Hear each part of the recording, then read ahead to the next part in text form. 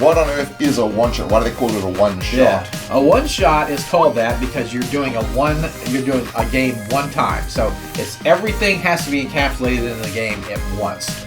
So it's one episode of a show essentially. So I love one-shots. I love doing one-shots. I do one-shots at conventions. I've done one-shots with friends. It's just fun because it gets you out of that kind of normal game mode, because you get used to a certain game, you get used to a certain pace. But if you're thrown in a different situation, usually I like to do a Gonzo situation. If you're thrown into a kind of a crazy situation, I like to do one shots with normal people. That's fun because we're all you're not playing a super guy with who can attack with his magic sword and has magic armor and all this stuff. That could be really fun. Or you're playing a character you don't normally play, like a steampunk character or something. That can be fun to just get just have a different experience. Have a chance to just have another game that's not your norm. And it's funny because at one shots I'm very murdery. And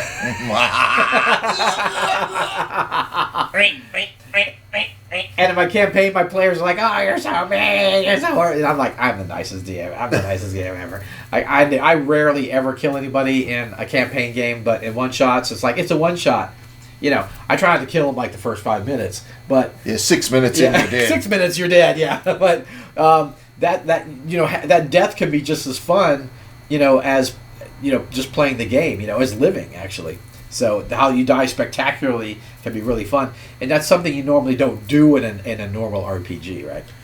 One shots are fantastic if you're the sort of person who likes to play RPGs, but you can't really get a steady group together.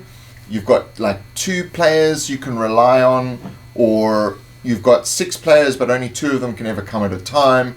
You can then, rather than having a regular game, you can have an every now and then game. And you're rather playing one shots than a campaign. So a campaign would be multiple sessions.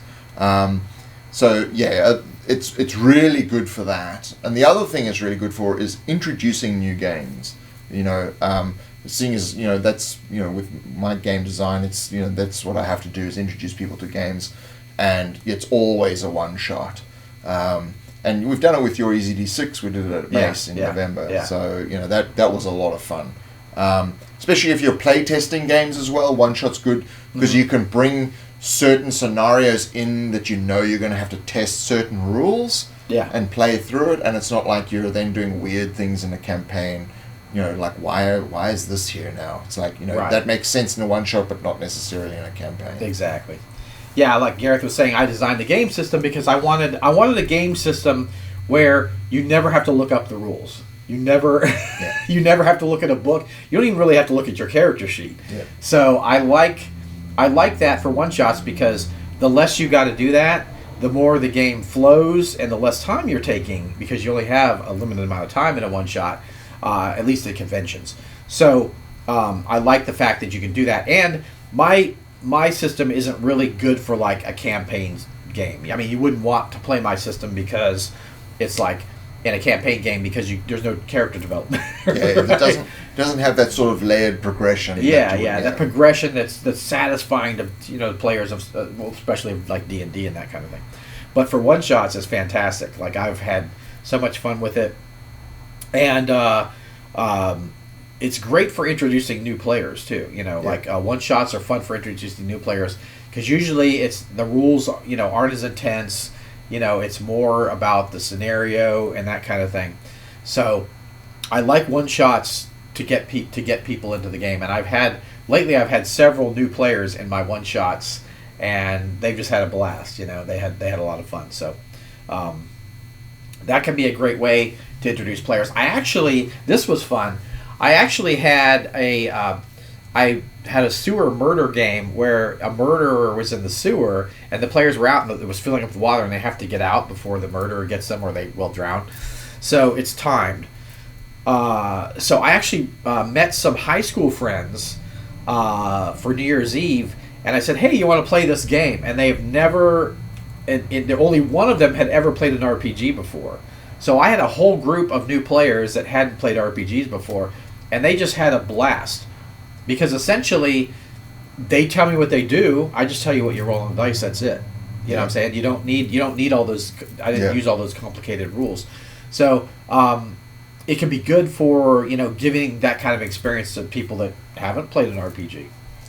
And if the RPG is more modular, you can strip out some of the rules so that it's more streamlined for a one shot. Streamline it, yeah, streamline it. Streamline, very, very important. Mm-hmm. The other thing is you tend to, with one shots, you can pre-generate characters, because a lot of the reason you're doing a one shot is generally because you don't have time. Right. So when people come to the table, you don't want to spend like half hour, 45 minutes of that time generating characters. So you hand people characters. I would say, if you've got 4 people in the game, have 8 characters. If you've got 12, 6 people in the character game, have 12 characters. So people still have that choice, but you're not going to waste time rolling up characters, because it can take a while.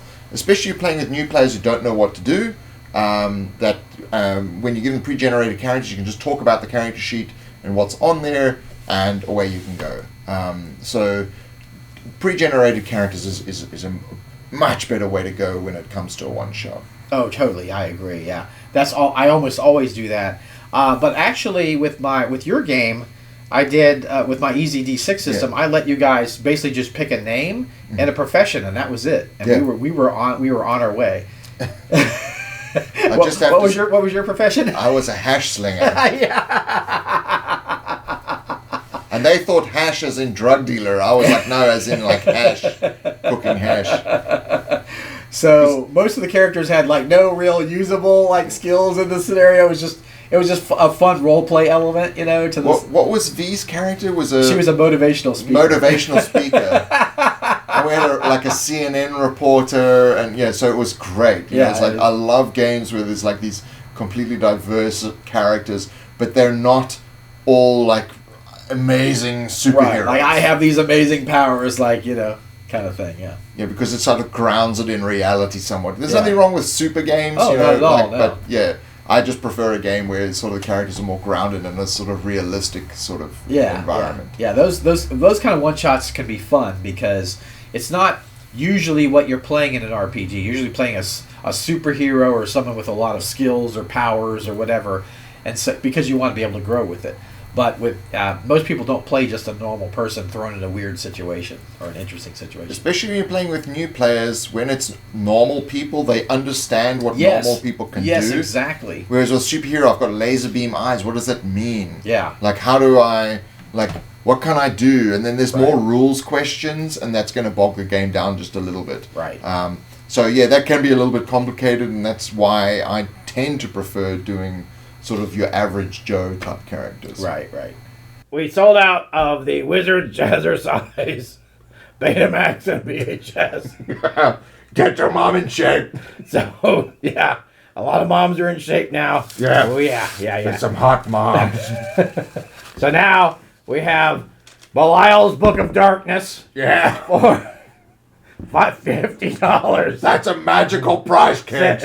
For $50, you can get Belial's Book of Darkness. Yeah. Yeah, you got some kids bothering you at school. This will take care of them. Your mom wanting you to take out the trash. Yeah.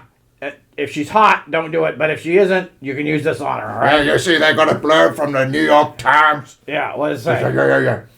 The easy way into the occult. Oh, yeah, there we go. Yeah. See, that's it. $50. Bargain price. Yeah. All right, I guess we should get on this damn letter. Okay. Oh, this kid's a genius.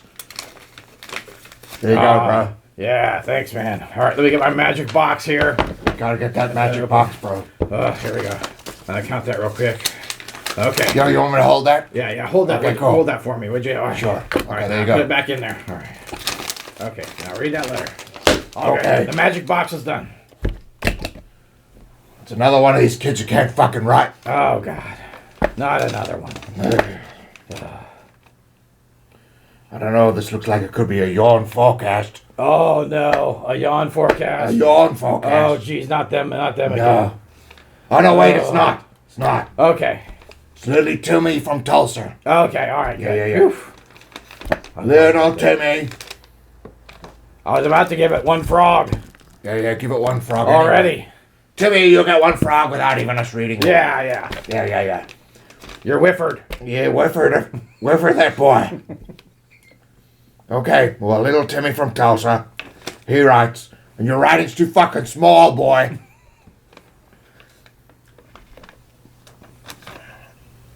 Yeah. Okay. What the fuck is a one-shot? Oh, I don't know. Looks like my- something we do in Tijuana. Oh, yeah, Anyway, little yeah, Timmy wants to know about one-shots. Oh, yeah, all our games are one-shots. Oh, Kill yeah. the players. Yeah. That's a one-shot.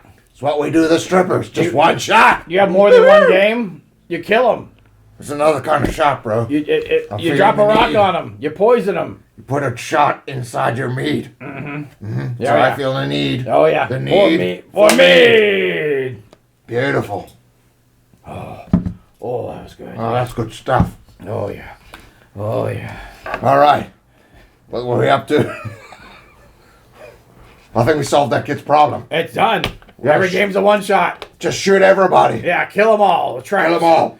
Run through Tomb of Tars. Tomb There of you go. Tars. There you go. That's a one-shot right Famous, there. famous dungeon from like Yeah, with a blue 1955. map. It has a blue map. Yeah, you gotta have the blue And map. Thaco, that'll kill him. Thaco and a blue map. I mean, Yeah. what the fuck? That's all you need. That's the whole point of the game. Right, exactly. There's your one-shot. We just remember, kiddies, we are trying to save the lesser spotted winged newt Of Greyhawk. of Greyhawk. It's a well-known animal. You know, it's very delicate. If you see one in the wild, don't hit it.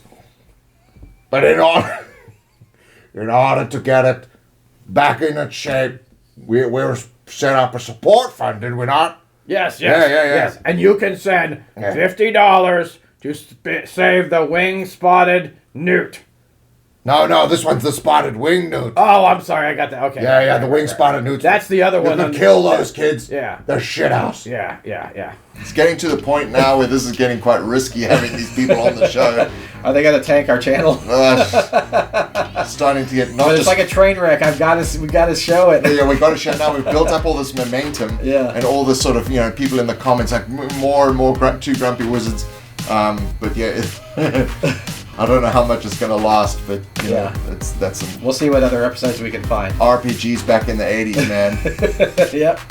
So yeah, thank you very much for joining us. Where can people go and how can they help us? That's not $50. Yes, it's not $50. You can help us at questgivers.com, where we have our system neutral modules. We have game advice. We actually have a few NPCs. We have miniatures. So check it out, questgivers.com. And we usually live on the other side of the world from each other. So if you've seen early videos of ours, we're not in the same room. We are currently in the same room Right. with one another.